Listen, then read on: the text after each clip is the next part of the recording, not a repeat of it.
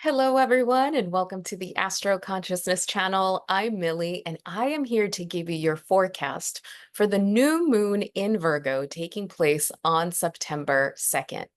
In this channel, we talk about the astrology of the week ahead and how you can implement it into your spiritual and personal growth. As always, thank you all so much for your likes, your subscribes, your comments. I love connecting with you all in the comments. I continue doing mini horoscopes when you insert your sun, moon, and rising. Okay, so before I begin, guys, the eclipse guide drops on September 1st. That is next Sunday.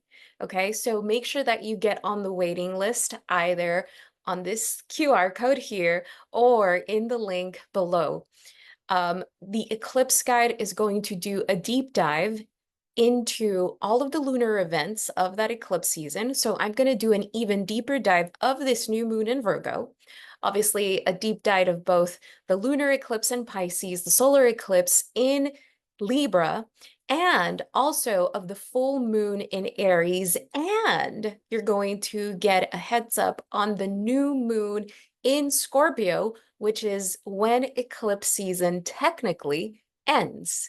So there is a lot for you to work with in that guide. There is a workbook. There are also 3 different meditations, one which is going to be a short daily meditation to keep grounded during eclipse season, and a guided meditation for the lunar eclipse in Pisces, and a separate guided meditation for the solar eclipse in Libra. Eclipse seasons are times of great changes, great endings, and great new beginnings. And one of the things I've noticed is that people tend to anticipate or move through eclipse season with a lot of fear because it can come with a lot of changes. But when we connect with this transformative and miraculous energy in the way that we're meant to, we truly gain everything that we are actually meant to gain from an eclipse season. So I hope that you gift yourself the eclipse guide. It's only going to be $25, and I cannot wait. I cannot wait to hear all about how it lands for you, how it helps you, what you learn. Anyway, with that said, let's get started with a recap. This lesson is being released on August 25th, which is only a week after that very potent, somewhat tumultuous full moon in Aquarius that we experienced on August 19th. Okay, so it's only been a week since that full moon in Aquarius. And really, the energy of that full moon lasts with us through the rest of August. But I wanted to give you this new moon in Virgo lesson ahead of time so that you truly understand what is moving us into the month of September. Okay.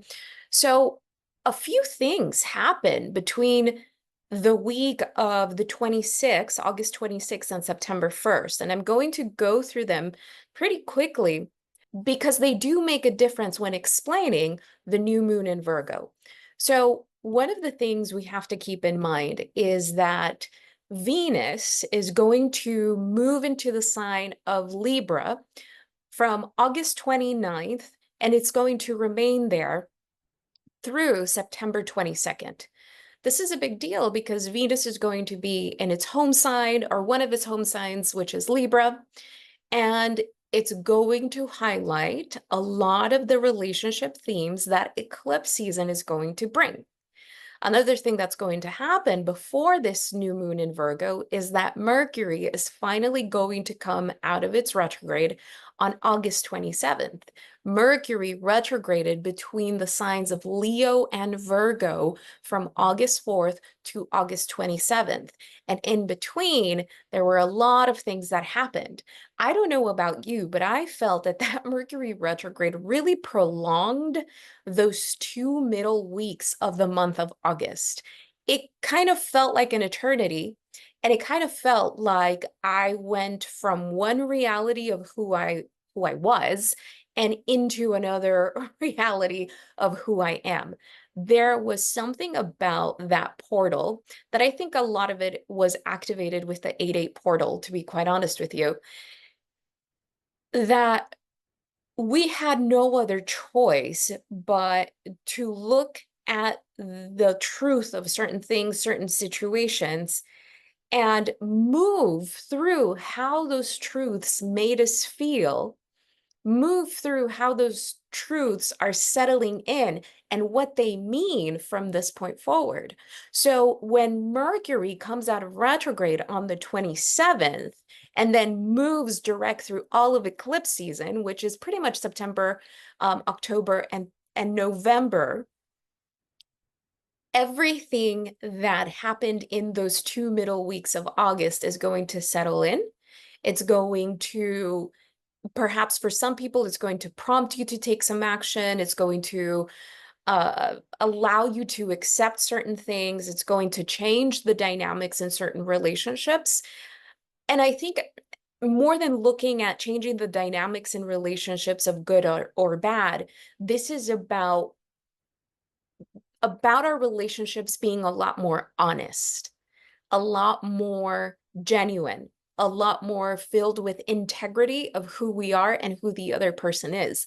And that's a different playing field, because we're talking about looking at our relationships from a much more objective place. But because when we look at things from an objective place, which is very much Libra, by the way, Venus and Libra, and I'm going to go into this whole subject in the eclipse guide, we are able to accept things and people for who they are, actually decide how we want to show up in that interaction, or the types of boundaries that we want to set in place with certain interactions. Really interesting stuff, transformative stuff in relationships, okay?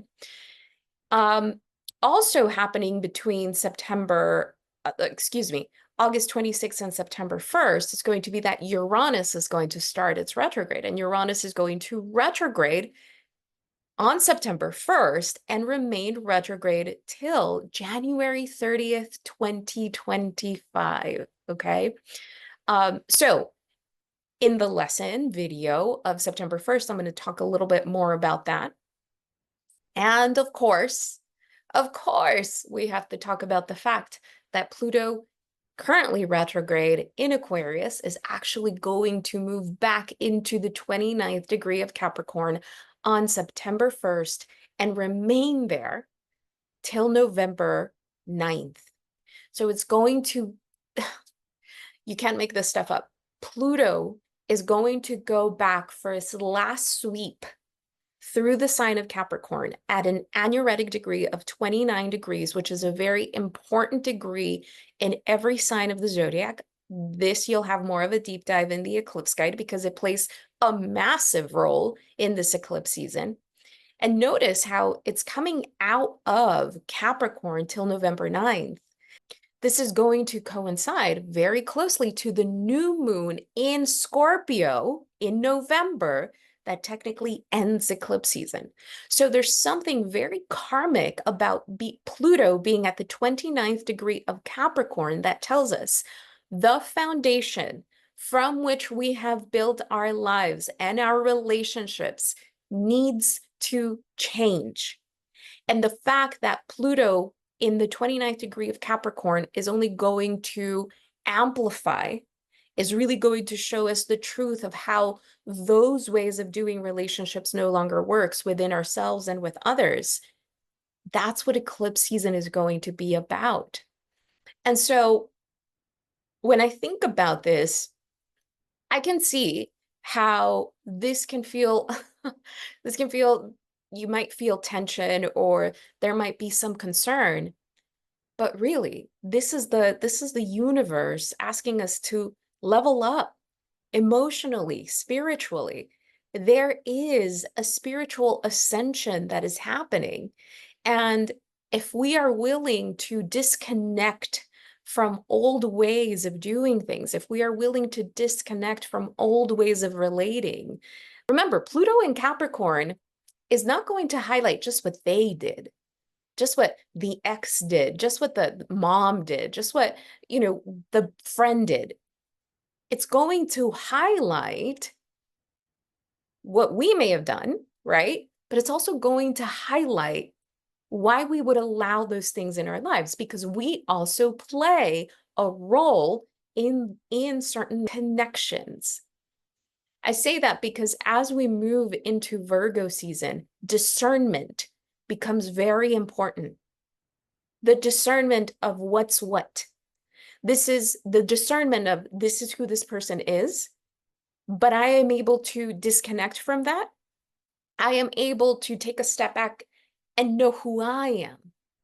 My point with that is that with all of this relationship stuff happening during eclipse season and how this new moon in Virgo sets up the play for it, if you will, it's important to create enough distance to be able to take full responsibility for the self, which is pretty much what the cosmos asks of us at any time.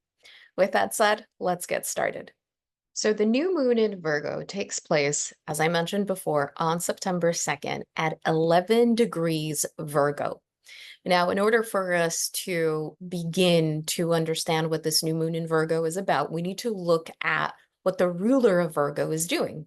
The ruler of Virgo is Mercury, and Mercury is currently newly direct in the sign of Leo, because remember, Mercury went direct on August 27th, right?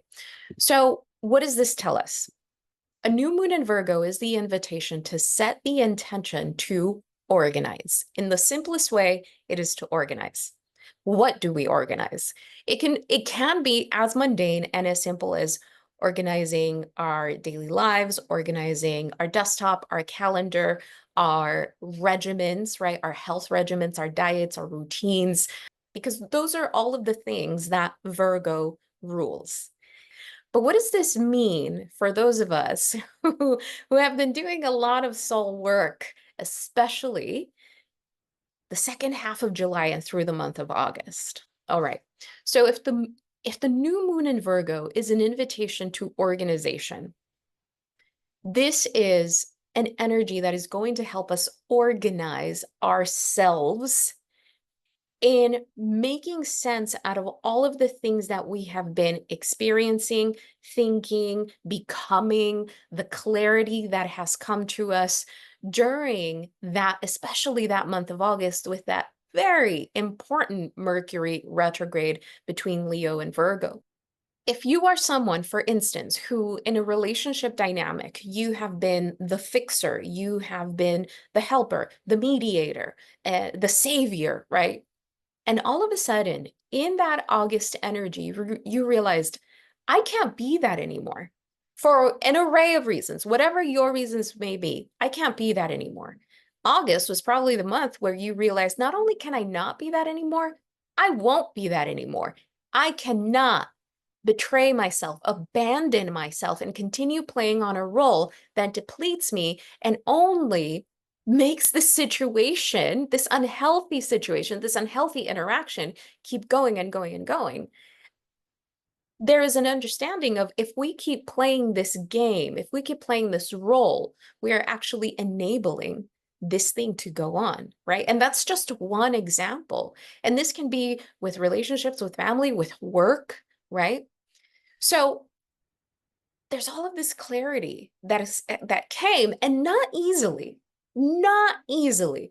I think August, especially again, the second half shook us up so much. And so, and I talked a lot about all of this with that new moon, I'm sorry, with that full moon in Aquarius lesson. And so you want to go back to that and you want to really listen to how those Uranian themes of, the sudden breaking of a pattern, the sudden sense of liberation from something, you want to pay attention to how those have played out. Because even though we want to have healthier relationships, right? Even though we have been doing our work, we have been mindful, meditating, going to therapy, all of the things. Once we experience something, once we see what we need to see, we can't unsee what we've seen. Do you see what I'm saying? We cannot continue lying to ourselves and continue to try and go back to the way that things were. Because that's the point of Uranus, to shake you up so much, to interrupt the pattern of something so much that you kind of come out of it feeling like, okay, that was a lot. I know I don't want that anymore, but now I have to figure out who I am in this. That's what this new moon in Virgo invites us to, again, to organize, to get together. But here's the thing. This new moon in Virgo opens up eclipse season of September and October of 2024. This new moon in Virgo is not just any other new moon in Virgo. It's an important one. So what I invite you to do with this energy, and you'll do what you will with it, is that you really come back to yourself and begin to get grounded on the things that actually support you in a very tangible way. Because this is what Virgo is about. Virgo is about, how am I organized in my daily life, in my very literal daily routine? How do I adult in a way that sustains me and supports me? There is something about whenever we're about to enter an earth season that calls us back to taking stock of our life, to taking audit of our life, especially with Virgo, right? Auditing is such a Virgo term, which is why my accountant is Virgo. When I found out she was a Virgo, I was like, hired, done, that's it. There's an invitation to take audit. How do I feel? Does this support me? What do I feel? What do I think about this? This is when physical reality and the tangible things in our life, this is when they're highlighted. And that's why they're important. It's important that our finances are in order. It's important that our home is in order. It's important that we are physically healthy, right? It's important that we are mentally healthy. These things are important because these things are the vehicle from which we live our lives. What you're going to want to be, again, mindful of is that if you're coming out of an August that really shook you up, things feel very unorganized, that you don't lean into the lower expression of Virgo energy, which is extreme criticism of self or another. So back to Mercury in Leo. Mercury in Leo, when I talked to you about this, I think it was in July, I think I talked about Mercury in Leo representing the creation of our reality. Leo is the sign of creativity, creativity that comes from love, creativity that comes from the heart. So when you think of the Leo season that we went through in August, how has that shifted for you? What do you want to create in your life? And how are you creating that through thought, through planning, through writing, through speaking? All of the mercurial things. But more importantly, Mercury represents our perception of our reality. And every single time that Mercury goes retrograde, the perception of our reality is meant to shift a little bit. The perception of our reality is meant to be sharpened a little bit more. Mercury retrogrades are actually quite important. And the fact that they go retrograde, that Mercury goes retrograde so often, and it represents the shift or the sharpening of our perception of reality, is a really big deal. Because when we shift the way that we look at things, the things that we look at change. But we have to be willing to go there. This is how we meet the universe halfway. So Mercury in Leo has so much to do with, I have the power of creativity because I am a creator, because I am of the creator. What do I want to create in my life that feels much more aligned with what my heart is calling at the moment, right? And this doesn't have to be anything like what anyone else is doing. All this is asking is this within integrity of who you are at this moment in time? And our relationships have so much to do with that. Now, another important component of this new moon in Virgo is Venus. And Venus at the time of the new moon in Virgo is at 5 degrees Libra. Venus in Libra is going to remain there, as I mentioned earlier, through September 22nd. So we are going to experience a Venus in Libra most of September. We're definitely going to experience a Venus in Libra, the first eclipse of the season, which will be the lunar eclipse in Pisces, right? September 17th, I believe. And so Venus in Libra is already activating the degrees of these eclipses because it's activating that Libra Aries axis of the zodiac. Venus in Libra brings in yet again the theme about objectivity in our relationships, looking at things for what they are versus looking at things for what we feel they should be, what we think they should be, or what we were told they should be. Venus in Libra is, how do I have a relationship with the notion of relationship? What is my relationship to relationship? What did I think this was going to be? And what is it actually? And in true Libra fashion, it's an air sign, right? So it's very logical. We are meant to weigh the scales, right? Kind of like a pros and cons list, right? And really, again, look at things for what they are. So if this new moon in Virgo invites us to get organized, and we have Venus, the planet of relationships, which plays a massive role in eclipse season, which is opened with this new moon, there is another call to say, no, we need to create enough space, enough non-attachment from ourselves and that thing or that person or that hurt or that situation or that event to know who we are at our core, which is always love, which is always divine love and guidance. Tap into that so that then the external gets to look different because we are being guided from a much deeper wisdom that we carry within. And so Venus in Libra is about finding the equilibrium in our lives, not through finding or attempting to find perfection or attempting to even find peace at all times, but it is about finding equilibrium through objectivity and honesty.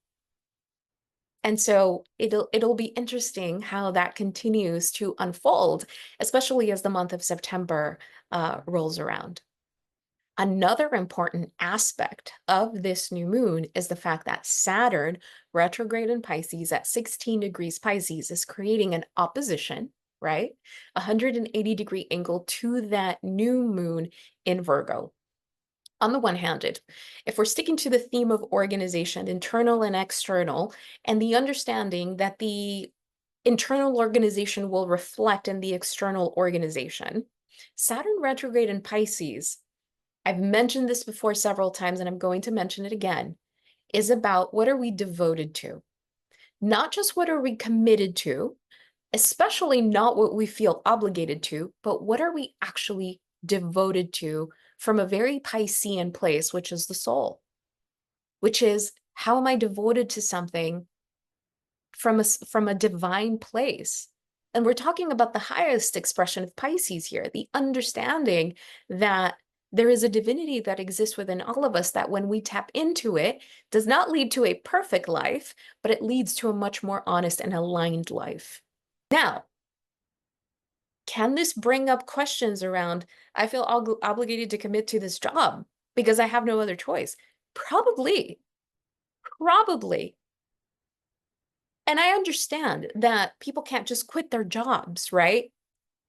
But when you truly ask yourself how that makes you feel and you begin to take stock, audit, Virgo, of your options available and how you can organize yourself in your life to create an exit plan, for instance, what then are you devoting yourself to? What are you giving your time, energy, and effort to? A lot of times we can get stuck in the belief that we have no other choice. But when we really begin to take an internal audit, and begin to tap into that divine place, it's not like we just get clear answers out of nowhere. It's not like we get a very clear download. These are the divine instructions of what you're meant to do next. But if we begin devoting ourselves to get in touch with the divine wisdom that exists within, that in turn will guide us every single step of the way. And then our responsibility becomes not entertaining anything that doesn't support what we wish to accomplish, what we wish to manifest, what we wish for our reality to be. And that includes external relationships, external situations, but it also includes thoughts and belief systems. When we entertain limiting belief systems, we are limiting our lives. And so when we look at the Virgo Pisces axes of the zodiac, that is especially true. And as Saturn would have it, it becomes our personal responsibility to check those thoughts, to check those belief systems. How are they helping me, or how are they hindering me? Let's talk about Uranus and Taurus a little bit, because by the time we are in this new moon energy, Uranus will already be retrograde. And Uranus is going to be active at the time of this new moon. It's going to actually be creating a trine to Pluto retrograde in Capricorn and a square to Mercury now direct in Leo. So let's talk about the square between Mercury and Uranus first. A few days after this new moon, which will be on September 6th or 7th, depending on your time zone, Mercury is going to, for the third time, create a square to Uranus in Taurus. I've been mentioning this for the last couple of weeks.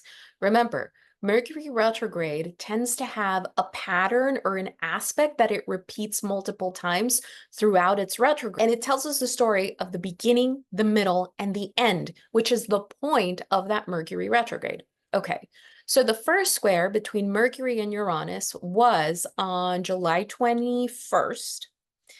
The second one was on August 17th, and the third one is going to be September 6th or 7th. Again, a few days after the new moon in Virgo. What does this mean? When we look at Uranus, it is the higher octave of Mercury. What does this mean? Is that there is something very wise, very otherworldly, if you will, about Uranus that teaches Mercury. Mercury are cognitive minds. These are the way that I can see this. These are cosmic downloads. These are downloads.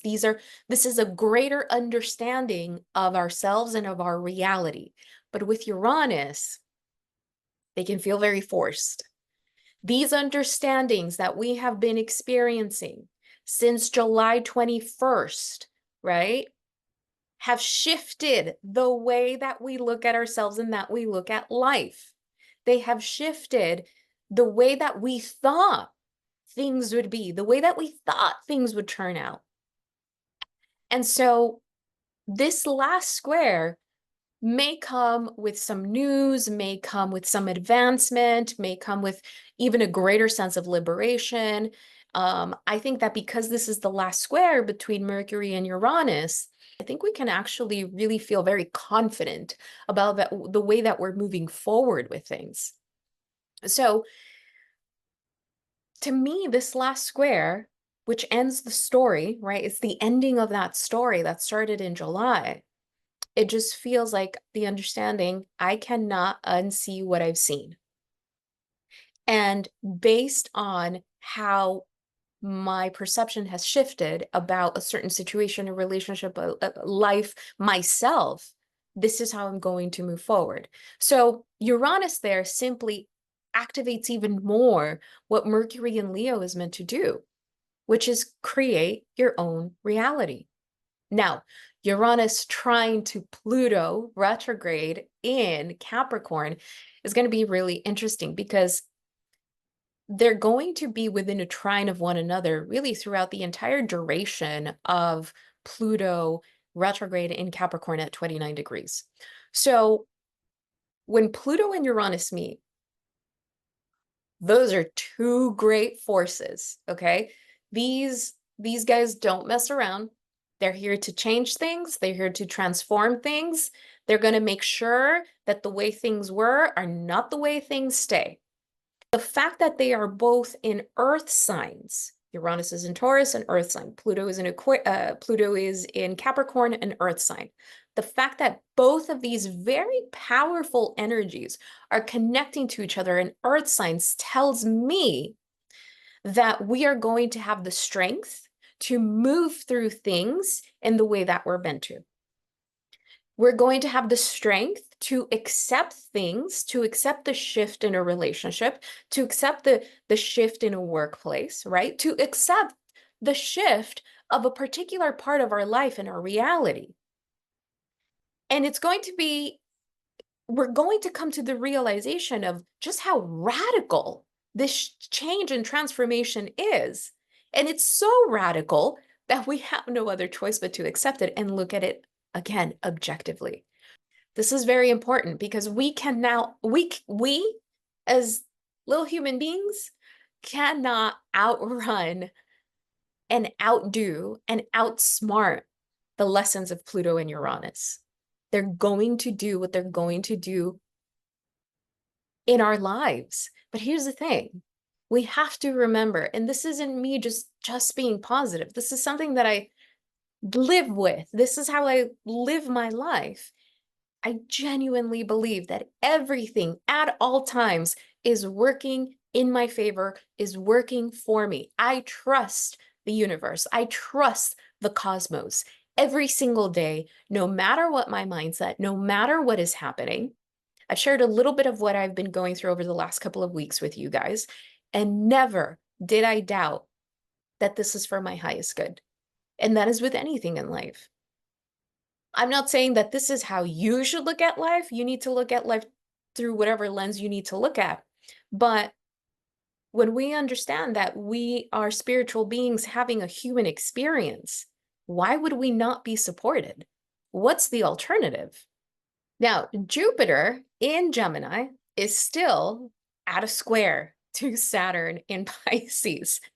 The square is loosening up a little bit, right? They're still 3 degrees away from each other. It's not an exact square, but we still feel it. So what does that mean with this new moon in Virgo? This new moon in Virgo, again, we go back to the theme of organization. We go back to the theme of getting grounded, of really understanding what's important and what's not, of really sorting things out. The square between Saturn and Jupiter being in Gemini, it's about, I understand that I have to move slowly. I understand that I have all of this brand new information, that I have a new perception, Jupiter and Gemini, that at times it may feel overwhelming, but Saturn in Pisces is the reminder of how do you come back to your sense of self?